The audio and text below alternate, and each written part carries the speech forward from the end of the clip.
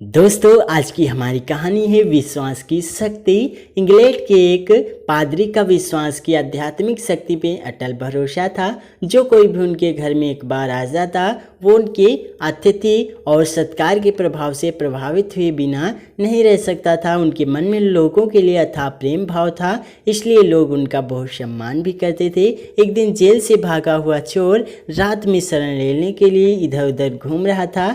उसने देखा कि पादरी के घर का दरवाज़ा खुला हुआ है, इसलिए वो उस ओर चला गया और पादरी के घर में प्रवेश कर दिया। पादरी ने उसे देखते ही उसका अभिवादन किया और उससे कहा, तुम्हारा मेरे इस घर में स्वागत है मेरे भाई, लेकिन तुम्हें बताओ तुम कौन हो और यहाँ क्या करने आए हो। इस पर चोर ने सफ़ेद झूठ बोलते हुए कहा, फादर मैं एक मुसाफिर हूँ और रास्ता भटक गया हूँ, सो इधर उधर भटक रहा था और आपके घर का दरवाज़ा खुला हुआ देखा तो इस ओर चला आया। क्या मुझे सिर छुपाने के लिए जगह मिल सकती है? मैं सुबह होते ही यहाँ से चला जाऊँगा। पादरी ने उससे कहा, हाँ क्यों नहीं, तुम यहाँ आराम से रह सकते हो और मुझे लगता है तुम बहुत थक गए हो, इसलिए तुम जाकर आराम से हाथ मुँह धो लो। मैं तुम्हारे सोने और खाने का प्रबंध करता हूँ। इसलिए पर चोर पादरी का आभार व्यक्त करते हुए स्नान घर की ओर बढ़ गया और इतने में पादरी ने उसके खाने और सोने की व्यवस्था कर दी। पादरी ने उसका बहुत अच्छे से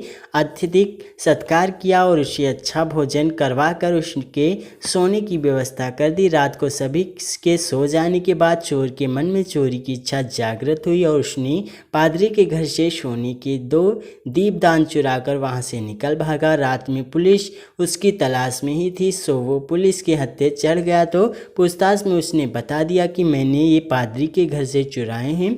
इस पर उसे पादरी के सामने लाया गया तो पादरी ने पुलिस वालों से कहा, आप कृपया इन्हें छोड़ें दीजिए, ये मेरे घर में मेहमान के तौर पर आए थे और मैंने ये दीपदान इन्हें उपहार के तौर पर दिए हैं। इतने में चोर के ज्ञान चक्षु खुल गए और उसे अपनी भूल का एहसास होने लगा। पादरी की उदारता देखते हुए चोर के मन में पश्चाताप होने लगा और उसने माफ़ी मांगकर कभी भी चोरी करने से मना कर दिया।